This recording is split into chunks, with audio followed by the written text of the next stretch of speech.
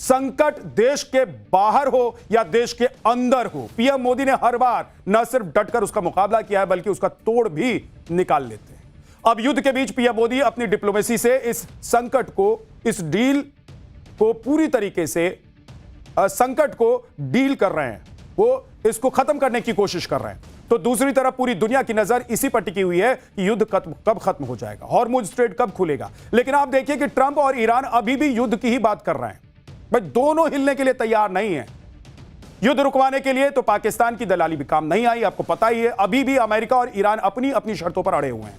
आपको बता दें कि अमेरिका और ईरान के बीच डील क्यों नहीं हो पा रही है, वो कौन सी 5 डिमांड है जिसने ईरान ने मानने से इनकार कर दिया है, और दूसरी तरफ ट्रंप ने भी साफ कर दिया है कि अमेरिका की शर्तों पर ही डील फाइनल होगी। अभी अमेरिका हमला तो नहीं कर रहा है, लेकिन ट्रंप लगातार ईरान को उकसा जरूर रहे हैं। ट्रंप ने कह दिया है कि ईरान के पास वक्त बहुत कम है। ट्रंप ने कुछ ही घंटों में ईरान पर हमले की एनिमेटेड 20 फोटो भी पोस्ट कर दिए। उकसाने वाली सारी बातें जो ट्रंप लगातार करते रहते हैं। इधर एक्सपर्ट्स कह रहे हैं कि ट्रंप इतना बौखलाए हुए क्यों है भाई, कि कुछ भी कर सकते हैं और कुछ भी कर देते हैं। और जाहिर सी बात है कि इस वक्त ट्रंप की हालत यह है कि वो कुछ भी कर गुजरने को तैयार है। उधर अगले कुछ घंटों में ट्रंप हाई लेवल मीटिंग भी करने वाले हैं। अगले 24 घंटे में ऐसा क्या होने वाला है कि पूरी दुनिया पर इसका असर पड़ेगा, ये आपको बताऊं। इधर ईरान ने भी स्ट्रेट ऑफ हॉर्मुज का नक्शा बदलने का प्लान बना लिया है।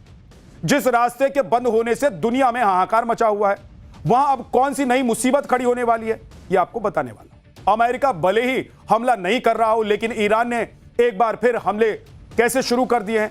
ईरान के हमले के बाद यूएई में कैसे हाहाकार मच गया, कैसे युद्ध का काउंटडाउन शुरू हो गया है, ये सब आज आपको बताने वाला हूं। लेकिन पहले एक ट्वीट। अपनी आदत के मुताबिक ट्रंप एक बार फिर से बौखला गए। दुनिया भर में युद्ध रुकवाने का दम बढ़ने वाले ट्रंप अभी तक ईरान पर विक्ट्री साइन नहीं बना पाए, लेकिन अब ट्रंप कुछ बड़ा करने वाले हैं, जिसका संकेत भी दे दिया गया है। डोनाल्ड ट्रंप ने ईरान को कड़ी चेतावनी देते हुए कहा है कि अगर उसने जल्द समझौता नहीं किया तो उसके पास कुछ भी नहीं बची। ट्रंप ने एक पोस्ट करते हुए कहा है कि ईरान के लिए घड़ी तेजी से चल रही है, तेहरान को बहुत जल्दी कदम उठाने होंगे, नहीं तो ईरान के पास कुछ भी नहीं बचेगा। समय बेहद अहम है।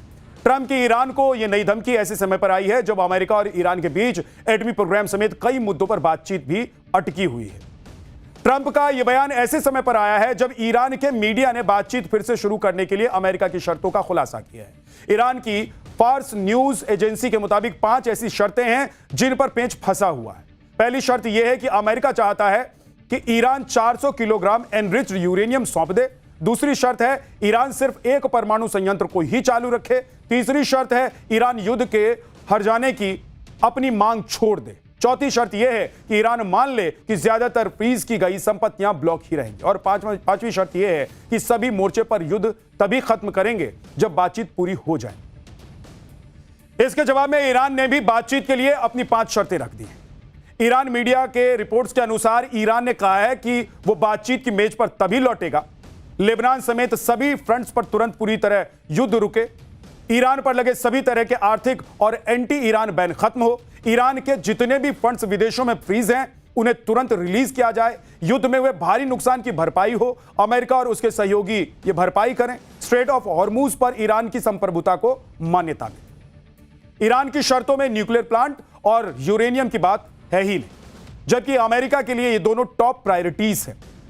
शर्तों को लेकर ईरान अमेरिका में जारी तनातनी के बीच अमेरिका के रिपब्लिकन सीनेटर लिंडसे ग्राहम ने कहा है कि ईरान को तब तक चोट पहुंचाई जानी चाहिए जब तक वो अमेरिका की शर्तों पर परमाणु समझौता नहीं कर लेता है। साफ है कि ईरान अपनी शर्तों पर ही समझौता करेगा और यही बात ट्रंप को नागवार गुजर रही है। इसलिए ट्रंप अगले 24 घंटे में कोई बड़ा फैसला ले सकते हैं। अमेरिका की मीडिया एजेंसी एक्सियोस की रिपोर्ट के अनुसार डोनाल्ड ट्रंप कुछ घंटे में उच्च स्तरीय बैठक करने वाले हैं। राष्ट्रीय सुरक्षा के शीर्ष अधिकारियों के साथ सिचुएशन रूम में बैठकर यह बैठक होने वाली है, जिसमें ईरान के परमाणु कार्यक्रम को लेकर फाइनल फैसला लिया जाएगा। साथ ही ईरान के खिलाफ संभावित मिलिट्री ऑपरेशन के विकल्पों पर भी बातचीत होगी।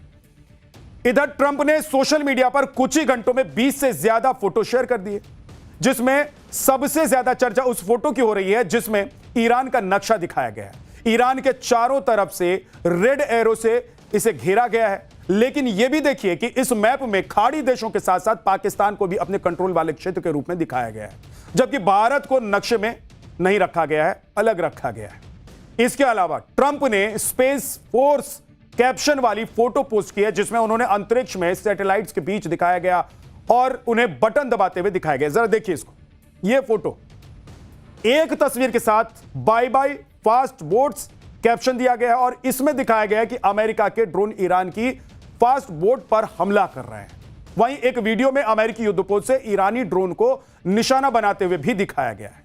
वीडियो में ट्रंप खुद भी नजर आ रहे हैं और टेबल थपथपाते हुए भी नजर आ रहे हैं। ट्रंप कोई मौका नहीं देना चाहते हैं और चारों तरफ से घेरने का फुल प्लान उन्होंने बना लिया है। ट्रंप ने इजरायली पीएम बेंजामिन नेतन्याहू से फोन पर 30 मिनट तक बात की। रिपोर्ट्स के मुताबिक ट्रंप ने ईरान पर नए हमलों के मिलिट्री ऑप्शन पर भी चर्चा की है। इजरायली मीडिया रिपोर्ट्स के मुताबिक पिछले 24 घंटे में जर्मनी के यूएस मिलिट्री बेस से कई कार्गो प्लेन तेल अवीव पहुंचे हैं और बताया जा रहा है कि इसमें हथियार और गोला बारूद भरा हुआ है। इसे ईरान के खिलाफ नए हमलों की तैयारी भी माना जा रहा है। वहीं अमेरिका और इजरायल ने यूएई को भी ज्यादा हथियार पहुंचाने शुरू कर दिए हैं।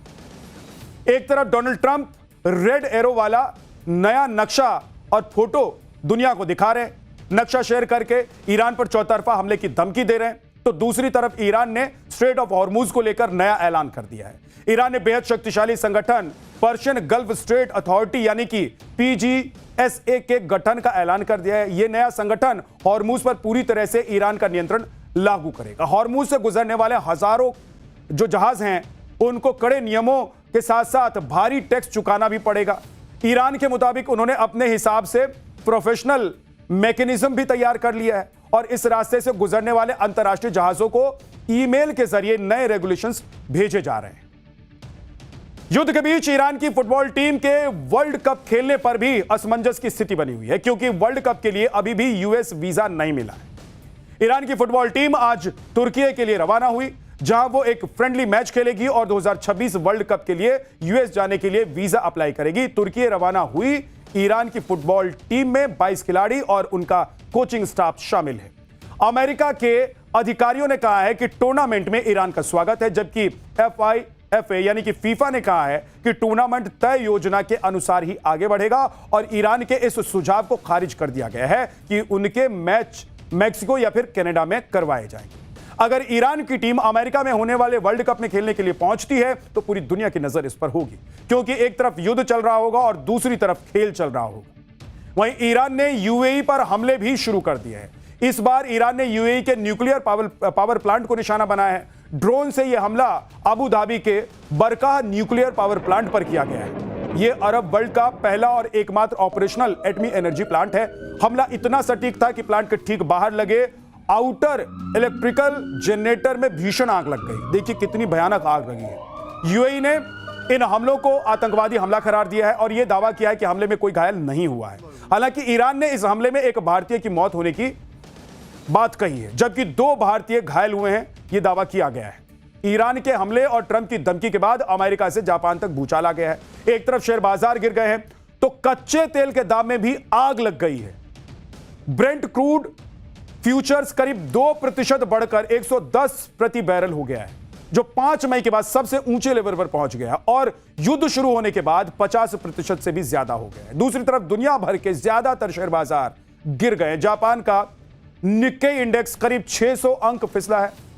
हांगकांग का हैंगसेंग इंडेक्स 385 अंक गिर गया है। ब्रिटेन का मार्केट FTSE 100 यह भी करीब 200 अंक नीचे गिर गया है और भारत में सेंसेक्स 1000 अंक नीचे गिर गया था। हालांकि अंत में सेंसेक्स 77 अंक बढ़कर बंद हुआ।